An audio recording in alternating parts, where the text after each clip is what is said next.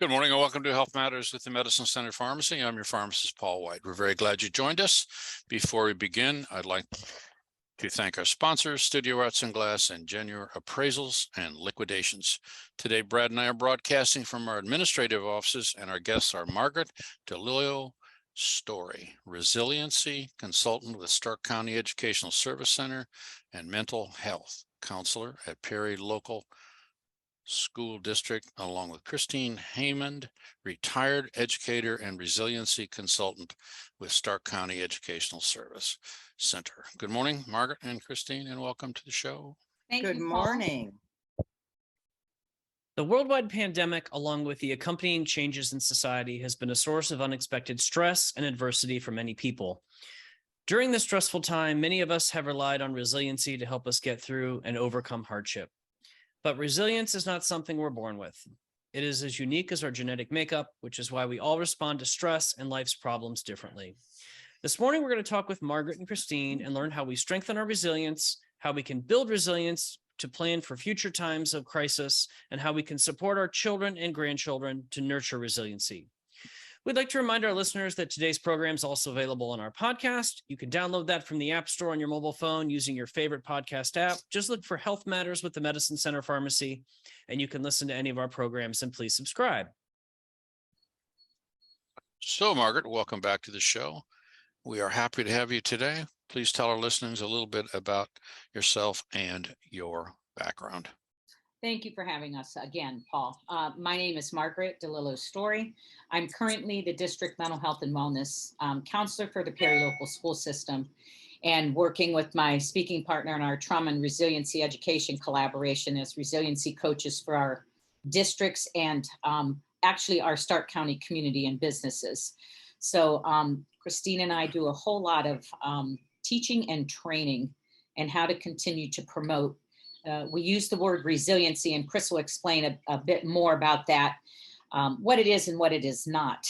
And the main thing we want our listeners to know, and the main thing we want to focus on this upcoming year, is we know where we've been, we know where we are, and now it's how do we take all of that and continue to promote and move forward so we don't stay stuck. So as consultants and trainers, that's our mission for this upcoming school year. Keeping in line with the fact that you brought up a good point, parents and grandparents, we're all one. Okay, this is not, these children aren't silos. Parents have kids, grandparents have grandchildren, and we have them as students. So we share these little human beings and collectively together, because they are the product of our community and they're going to be here long into the future, we hope, building this community. So we all have a stake in the game in making sure that they are mentally sound, emotionally cared for, and that they're just sound little human beings. And resiliency is the way to get there. So, Christine, welcome to the show. We're happy to have you today. Please tell our listeners a little bit about yourself and your background. Well, I'm a Cantonian, product of Canton City Schools, went to Kent State, and my work was with children with, and I'm going to say the words as they are because I don't necessarily like them, emotional disabilities and behavior handicaps. And those were the labels they were given in order to receive services in schools. What struck me early on was how different those kids' lives were than my own. They had all of the challenges that came from poverty, mental health diagnoses, seriously, that sometimes went back generations, and situations that they just astounded me. Many parents incarcerated. A majority of my students, not a majority, probably almost though, were in foster placements. So these were little kids that had very extreme adversity in their lives. Along the way, I was very fortunate to go to trainings that focused on resilience. So that became more of what we looked at in the classroom. Instead of what's wrong with you, what's strong with you.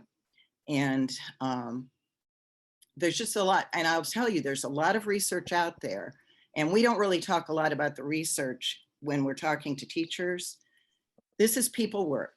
Absolutely. We cannot do it alone. And Margaret and I have also been very active in the community and found a gap. There was a lot of information about trauma and resilience in the community, but it was not getting into classrooms. It wasn't getting to teachers. And that's how we reconnected with that very goal. Absolutely. We're getting this stuff to teachers because it's really, really important. So that's it. So how the two of you get into this work? And became a certified trauma clinician, postdoctorate work, and came back home to Stark County and began that process with Dr. William Steele, who is in Detroit, head of the Traumatized Child Institute at that point. Fast forward, I get a phone call from Christine, who will explain that. Hey, can you come talk to my classes? She's on a resiliency path, and the two it made a beautiful marriage, because you can't have one without the other. And when we work together, the one thing we always say, we will not speak the word trauma or talk about trauma without talking about resilience, because then you're re-traumatizing people, whoever it is. We could look at the dark side of everything. But if we don't look at the light side and the bright side and what we do about it, then we're just causing people more pain. Can you share with what resiliency is and is not? Yes. I would like to do that. You know, it's hard to follow Margaret because I was at the same time she was defending our freedom, I was in classrooms. I see. In both Ohio and Texas. So my interest in resilience really came from a couple of trainings that were pretty amazing.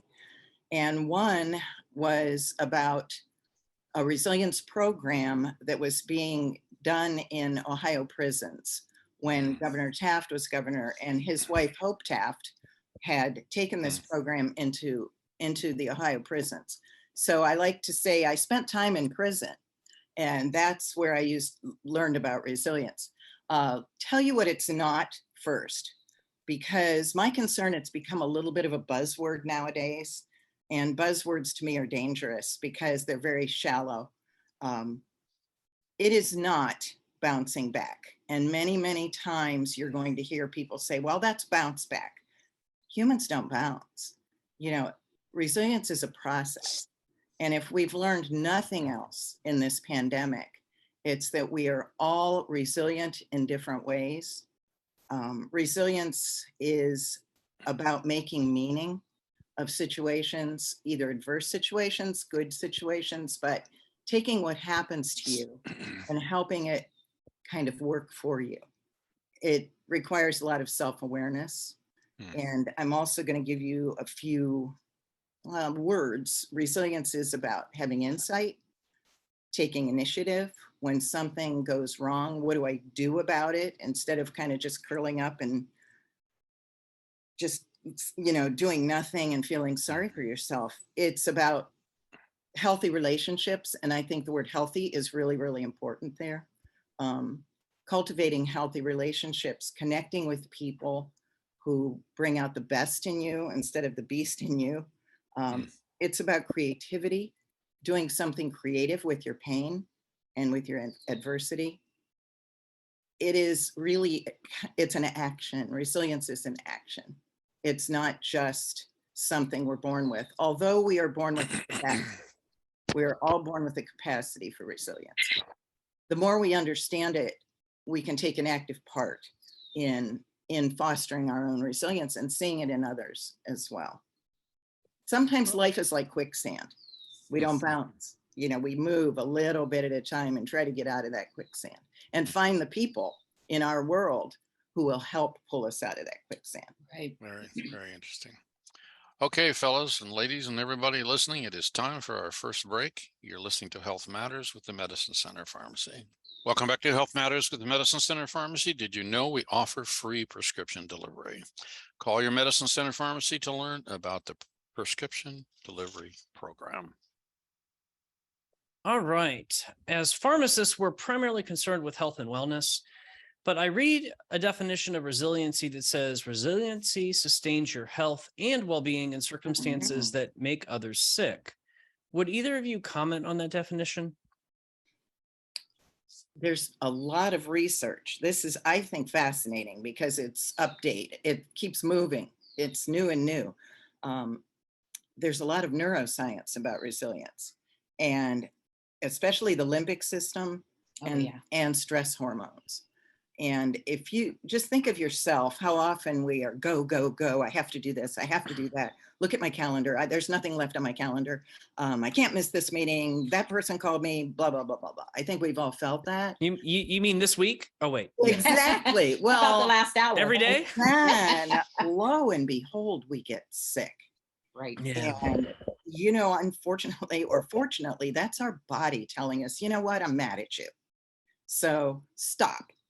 And that's when we maybe curl up on the counter of our, on the center, whatever, the corner of our couch. We call you for medication. We take a deep breath. We can't do that this week.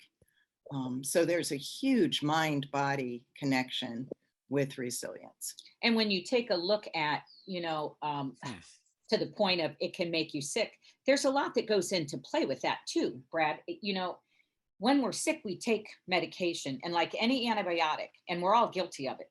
You get prescribed an antibiotic, take this 10 days. We start feeling good at 7. We quit taking it. 3 weeks later, we don't understand why we don't feel good again. The same thing happens when we're looking at resiliency. We have those pieces, parts in our lives, those people in our lives that become, what's the word? Buffers. Yes, buffers. They're buffers for us, and they help us to move forward. Because the argument could be made, well, how come this person, 2 people experience the same thing? This person is holed up in the house for a week on the couch and can't do anything. And this person says, you know what? I got to get up. I got to get moving. I got to get going. And we keep going. Neither way is right or wrong. It all has to do with the makeup, the background, that compound stuff in a person's life. But more importantly, who were the buffers? Who were the connectors? Who were those people in that person's life that they can glom onto? Meaning, I need help. You take my hand, as Chris referred earlier. Sometimes it's quicksand, and we start to walk, and is someone grabbing you there? Or do we not have that capacity because we weren't trained, taught, or mentored into, we got to keep moving, pay attention to this, but find ways that it benefits us and promotes us forward. So therefore, we can't pass that on. Resilient kids are usually surrounded by lots of resilient adults throughout their paths. It's not by happenstance that they just, there's been something there, whether it's been intentionally taught or they picked up on, kind of like us. I can't tell you why I connect with you or connect with this person and not that person. There's something there that reaches out from person to person. And one of the things I learned kind of in my path with the students I had was, and I'd credit it if I remembered who said it, but I don't, that it takes probably 6 emotionally healthy adults to support children who don't have that in their own families as they grow up. So one person can't do it all. Is resiliency a new word for depression, or where are we here? I don't know. That's interesting. It is. And I don't know that it's a new word for depression, because well, not a new word, it's out there, but you know what right. I mean, a new description maybe, huh? Well, you know, I'm going to say something about that. Yeah, too. absolutely. I think when we look at depression, if you look at, you know, depression as a whole, there are so many levels of an individual feeling or being depressed. You know, clinical depression, as we all know, and you guys know probably better than we do, and the pharmaceutical side of the house, there is a true chemical imbalance that comes with a chemically depressed system. If we're not producing the right hormones, we're not producing, you know, enough serotonin, our system can feel depressed. Hence, we take the SSRIs that give us that little bit of a boost to bring us up to what we would term, and I'm using air quotes, other people's definition of what's normal everyday functioning. And that's relative to the individual. I think where we're hearing the word resiliency come into play, not as a replacement, but almost as a word that's in conjunction with. We can stay here, or we can look at how and what do I need to make it better, and then make the choice to make it better, because it is a choice to stay stuck or to say, look, here's some avenues. I can try to get out of this, and I have help in front of me saying, I'm here with you. Or I can stay stuck because this is comfortable and this is known. Chris? Well, and I always think of the word overwhelmed yes. because I still do some work with teenagers and I have teenage grandchildren. And I think that is a good word to start with, because when you're overwhelmed, you literally don't know where to start. And this, Paul, may sound like it's kind of out there, but one of the things Margaret and I talk a lot about is the importance of really using your senses. Summer is a good time to think about getting outside. What is the smelling the roses or whatever? Sure. Those things sound like touchy-feely hippie stuff, but it's very real. Right. Working in the garden, for me, it's the dirt.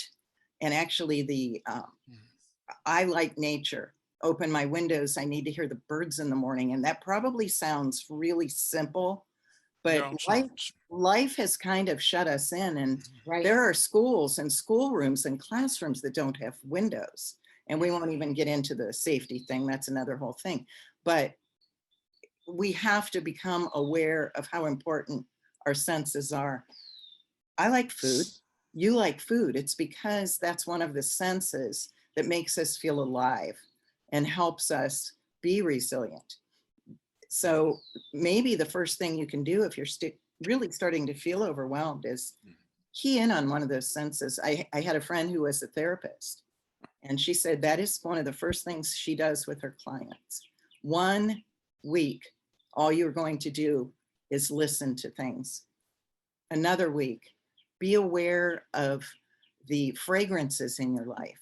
And that sounds so simple, but when you're really, really depressed, your systems shut down, your senses shut down.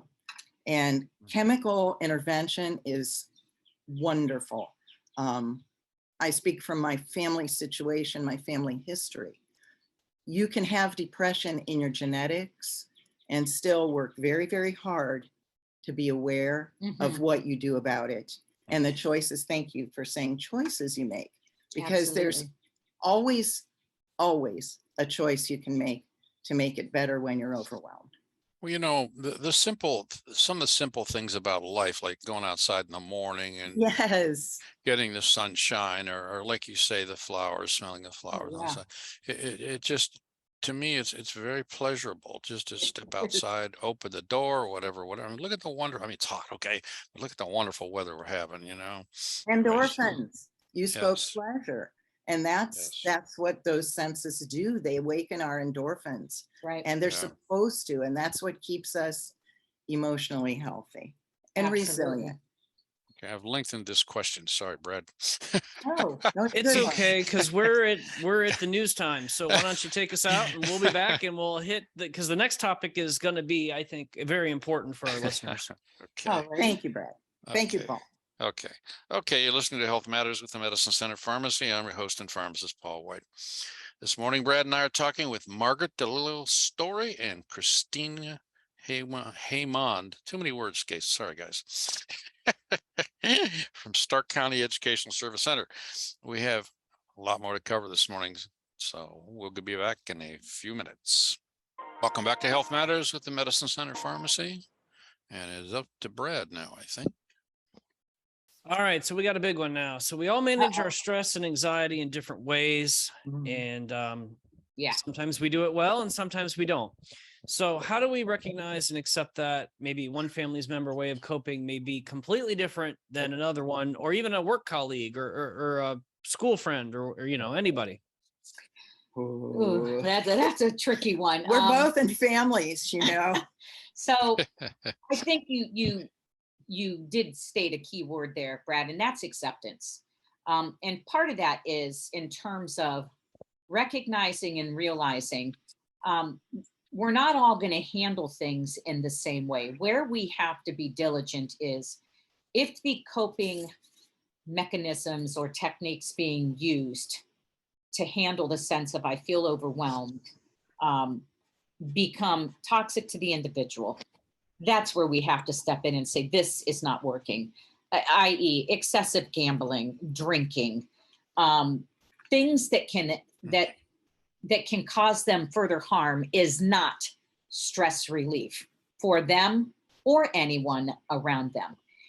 Why do we bring that up? Well, when you look at a lot of folks coping, COVID shut down a whole lot of things people chose to do previous. So we went to simple things like, and I use this my own self as an example. I've lived here in Stark County all my life, and I was ashamed to say that until COVID hit, I had no idea of the number of walking paths we have in Stark County. Oh, gosh. And because there was not a whole lot of opportunity to get out and do different things, that was one of the things that I chose to do. And I did it oftentimes with my daughter, sometimes my son and daughter.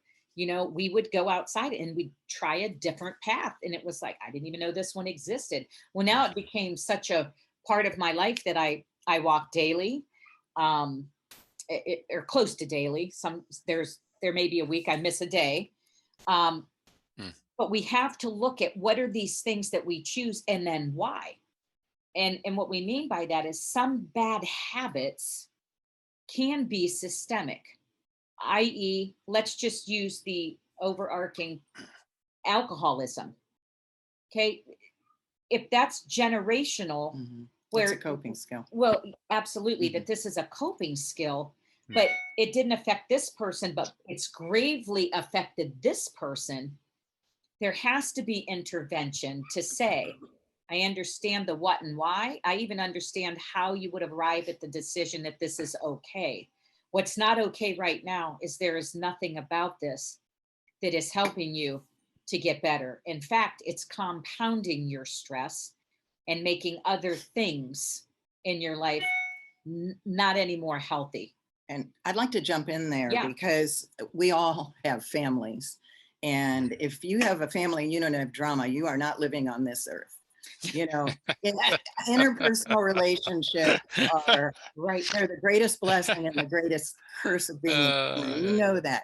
But I'm going to take a little metaphor in what Margaret said, and that's try another path. Absolutely. I think that's important. But also, you'll hear the word boundaries a lot in psychobabble. However, you have to ask yourself, what am I willing to do? Absolutely. What am I willing to do so that that person's overwhelm, I can absorb part of that and try to be part of the solution, but I can't take on your pain, right, and be true to myself or good for my family, if that makes sense. And that is an ongoing struggle. I think this is where we need, we call them babble buddies, right? Somebody else to bounce our ideas off of, someone else to tell you either, well, you're okay, or have you thought of it this way? And both of us, when we speak, go frequently back to the word grace. You know, the ability to really work on being able to extend grace to people who are struggling and still be healthy ourselves. And it was like a simple question, Brad. There is no simple answer for that. It will be everybody's ongoing challenge. I'm not going to call it struggle, because in resiliency language, we'll call it a challenge. And we also need that individual in our life who's willing to step up and say, you know what, that isn't wrong, or that isn't right. That's right. Not oh, I hear what you're saying. Sometimes we need that person to come forward and say, listen, enough's enough. Mm-hmm. Do you realize that? Mm-hmm. Because we don't do one another any service by continuing to enabling unhealthy actions. And when we look at that, how do we learn what's positive? Well, you know, there's an old adage that hurt people tend to hurt people. Yes. So if we're looking back at hurt upon hurt upon hurt, untreated hurt just festers and breeds itself to the point sometimes where we continue to hurt our own selves and those around us without any awareness that that's what we're doing, because the intentionality is not there. It has truly become a way of life. And I think we mean well. Mhm. So how do we take, and I know you've heard the word enabling, and I think sometimes we overuse that too. It's a buzzword. But how do we take that away and empower people to find their own resilience? Right. And to me, as a mother, a grandmother, a teacher, a friend, that's what we're meant to do, is support people when they need it, but also challenge them when they maybe need that little kick in the butt to move forward on their own. Is that a long answer to your short question, Brad? No, I knew and it's not simple, complicated. because, you know, I think sometimes I think we haven't even talked about it, but, you know, there's people that are overwhelmed with stress that don't Oh. think they're under stress. There's Right. people that don't understand that sometimes the way they react might be an anxiety attack, or, Mhm. you know, I mean, I think it's just one of those things that we've all learned a lot about ourselves in the last couple years. Yeah. Oh, And yes. maybe Hmm. in a sick and twisted way, It's been a blessing. we have learned things that we never would have learned, Absolutely. or we have named things we never would have named. But Yes, at the I same agree. time, it's one of those things that I'm not sure any of us really want to go through again. So, well, in our work, And I think it's taken us back to a very basic element of Mm. being human, Brad, and that Mhm. is this. Mm. All anybody wants to know now and be reaffirmed and validated in is that they matter. they matter, they have Okay. value, they have They, worth. you know, and I know there's a huge slogan out there with Palm, you matter. Yeah. And people need to know that they matter. People need to know that they're valuable, that they have worth, that what they have to say is important, that they're needed, because there's been so much the other direction. Think about it. When the world basically, Shut down. we say the word shut down, although there were a lot of things behind the scenes that were still working to keep the to earth bubbling, for lack of a better word. We still had things happening. And yet those that, this is what I did for 25 years, and suddenly, nope, don't come in. You're going to work from home, or we don't need this. Wow. You don't need, so you don't need me. But then I'm supposed to stay healthy and strong and be positive and continue to show this, but that's not what I'm feeling. And now my stressors, you know, have gone to the nth degree, because what are we going to do? So it all became a bit about self-preservation, but taking us all the way back to, I'm still a human being. And as people, we were never wired to be alone. We are wired to connect. Yes. And to connect with others. And a lot of the connections as we knew them pre-2020, and I won't say pre-COVID because we're still in it, pre-2020, those connections and ways that we connected changed. Ways that we worked changed. Ways that we interacted with our colleagues changed. Ways that we took care of and seen family changed. Ways that we educated our children changed. And I just read something this morning. I really like the words of it. Those people, and first of all, I have to give great respect to our profession. Oh, yes. Within days, teachers were out there they were knocking on doors. They were taking food to families who relied on schools for food. They were figuring out how to still teach. And there are other high intensity professions, and those are the professions that are very people oriented. Mm-hmm. When we cut off basically relationships by force, those were the professions that really were higher at risk for stress, because what we do is people work. Yeah. So I have to say, I think educators did a wonderful, wonderful job of still doing what we had to do and using our resilience of creativity, our resilience of self-awareness, and doing that for our kids and our families. And we're still doing it because we are not out of the woods. There's an insecurity now post-COVID that really wasn't there before. You know, we knew the school year was the school year. It's not that way anymore. There's a stressor that's underlying the what next. Oh, absolutely. And anxiety did go And high. anxiety still is. Oh, it's still very, very high. And I think when you look at that, anxiety is we're on sensory overload. Mhm. But what made anxiety go high? We were all in that same boat. Anxiety went high. I can speak for me personally.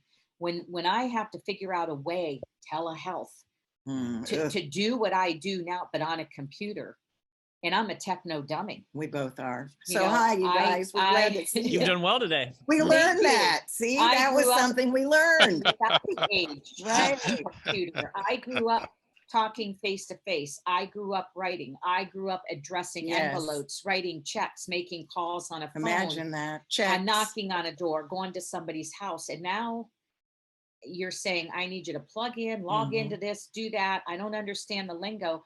My anxiety was not because I had to do it differently.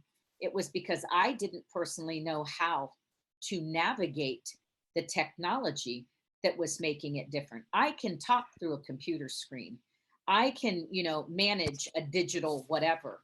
I didn't know how to operate the technology and depended heavily on my two children who grew up with that, and this is second nature to them.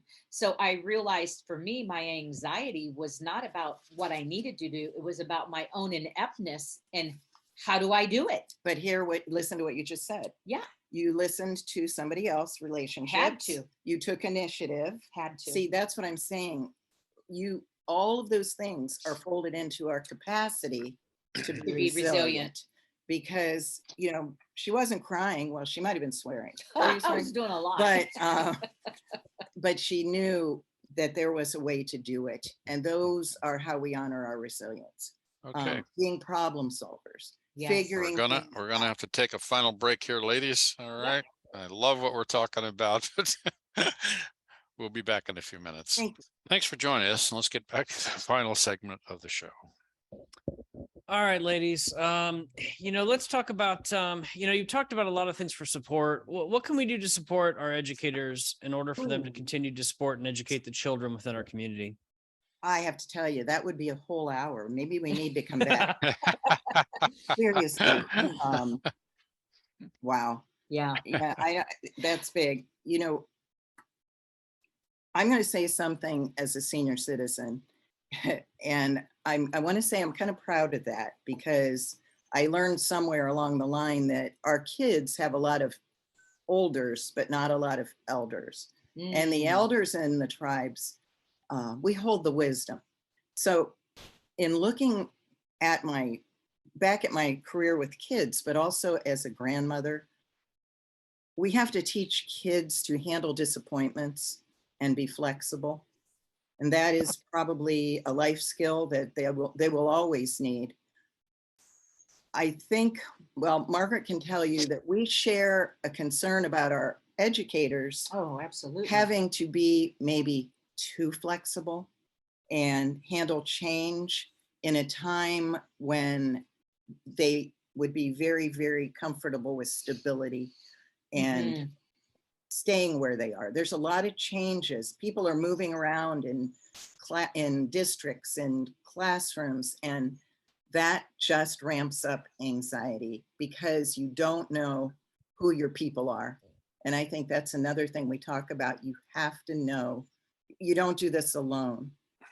And Margaret, you want to jump in? Yeah, and I think that She's still there. to So answer that question, I think we do a phenomenal job in this community at figuring out what kids need and then finding programs that meet that need and getting people. our school folks and community folks trained, and then bringing everybody together to say, okay, how can we, capital W-E, make this work because we all share these kids.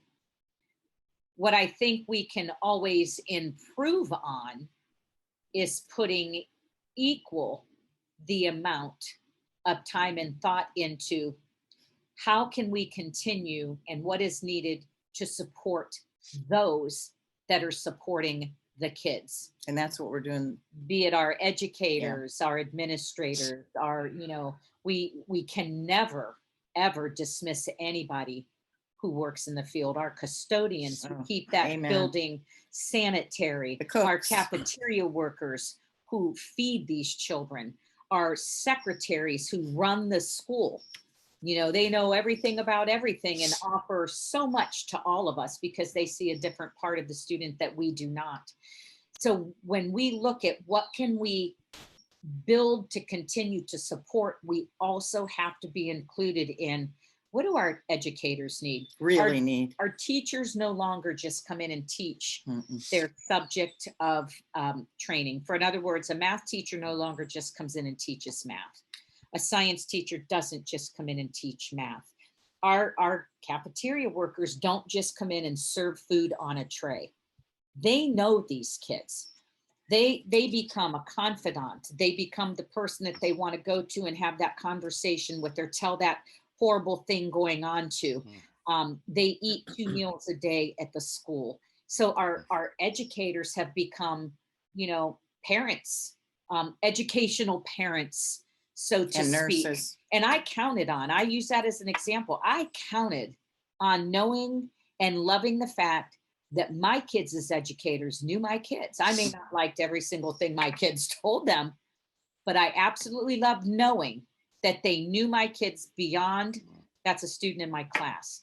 So How about we switch to another direction before we run out of time? yes, Okay. All right. Is resiliency different within our senior population? Oh, Oh. gosh.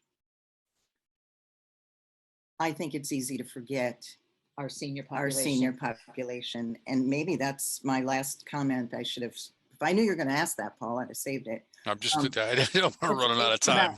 Well, it's about valuing people. And, Yeah. you know, I look at, my mother lived to be 93. Yeah. She died during the COVID. She did not die of COVID, but during that time period. Mhm. And I look back, and this again is meaning making. When she was 85 years old, she knocked on the door of the elementary school in my neighborhood, in the neighborhood where she lived, where I grew up, and said, I'd like to come in one morning a week. Right. I'd like to work with your little kids. And, you know, I never say the name of the school. I don't want to get anyone in trouble. They didn't make her get fingerprinted.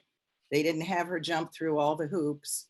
But for 4 years, she went into that school one day a week, every week, and felt valued there. And when she became ill, she got cards from those little kids, you know, little kid cards. Funny. So I think we have to remember there are a lot of very valuable people who've had life lessons that they want to share. And they're there's a lot of people, older folks that are working in businesses that would have Yes. never hired older That's folks in the right. past. And I had an experience a couple of days ago with a gentleman in one of the stores I was in. And he explained to me that he was retired and all that, but he was extremely helpful in helping me find this or helping me find that. Happened to be a hardware store, you know. Hardware stores were loaded with stuff and I'm looking for Yeah. a certain item, you know, but he was very good.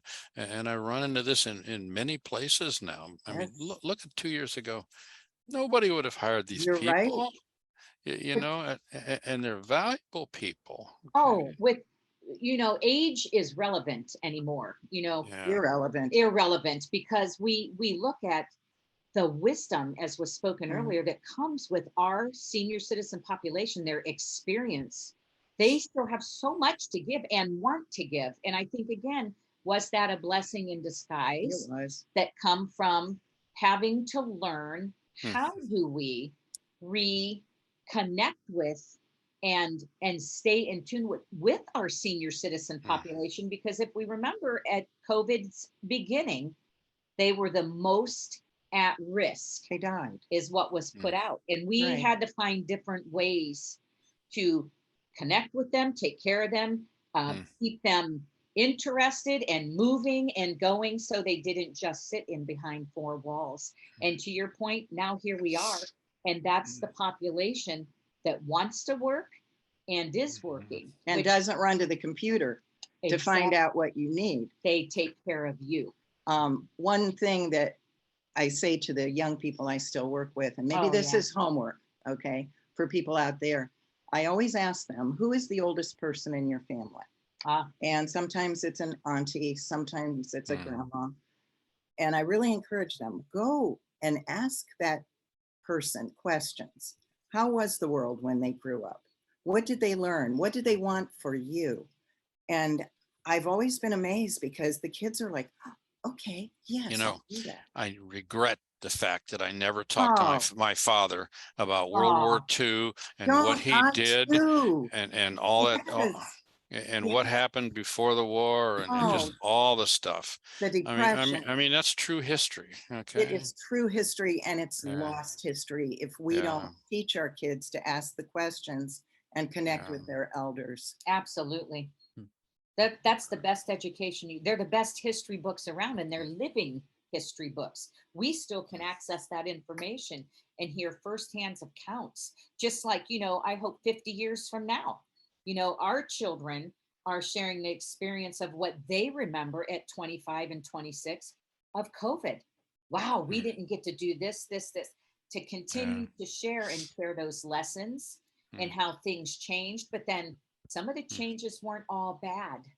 Some of the changes forced us to go back to the basics of connection and family and doing things a bit simpler, Mm. smarter, not harder. So, Mm. so there were some hidden blessings in having to make changes. And I won't say with COVID, I'll say having to make changes, because there were also a lot of horrible things that people experienced because of this pandemic. We are born to be storytellers. Yep.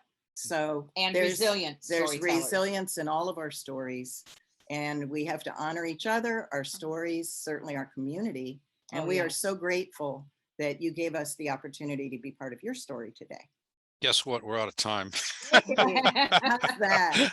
We could probably use another hour. Well, Absolutely. you can call us. Okay. Thank you so Thank you much. very much, Margaret Absolutely. Margaret Dilley's story, resiliency consultant with Stark County Educational Service Center and mental health counselor at Perry Local School District, along with Christine Haymond, retired educator, resiliency consultant with Stark County Educational Service Center. We'd like to remind our listeners, if you suspect you have a medical issue, please contact your healthcare provider. Thanks to our sponsors, Studio Arts and Glass and January appraisals and liquidations. And as always, we thank our listeners for joining us on Health Matters with the Medicine Center Pharmacy. Have a healthy week, and we'll see you right here again next Friday on News Talk 1480 WHBC. Thank you, ladies, very Thank you. much. Thank you. Thank Have you. Have a great day. Have a good Happy weekend. 4th to everybody. Yeah, happy 4th of July to you. Who do I perform for? Put that I flag up.